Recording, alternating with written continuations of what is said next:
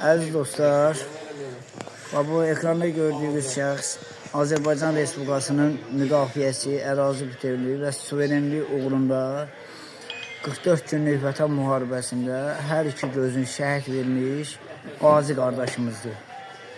Hal-hazırda Azərbaycan Respublikasının qanunvericiliyinə uyğun olaraq birinci qrup hər iki gözdən əlildir. Deməli, bu kişi düşmənə güllə atdı, vətənimizi qorudu, azadlığımızı, bütövlüyümüzü və konstitusiyon quruluşumuzu. Bizlərdən ötürü fəda elədi hər iki gözün, vətənə qurban verdi. İndi burada bir məsələ var.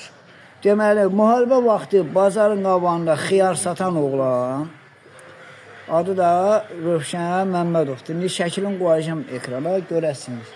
Deməli, vətənin belə qeyrətli oğlu məhkəməyə verib, bu günə qədər də məhkəmə ilə psixoloji problem yaradırdı. Yenə deyirəm, söz yox, biz qanuni, demokratik məhkəmə qanunlarına idarə olaraq ölkədə yaşayırıq. Yəni, hər bir şəxsin məhkəməyə müraciət etmək hüququ var.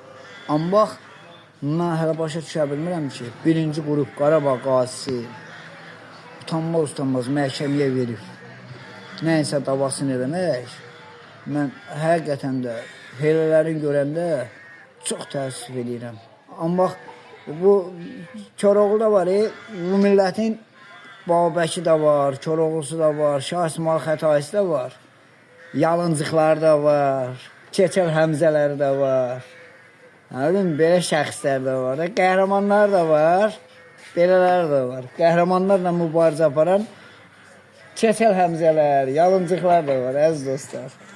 Yəni deyirəm, rəy maraqlı olacaq, inşallah yazın, görək kim haqlıdır, kim haqsızdır.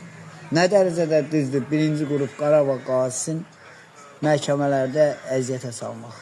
Bax, müad çatmır.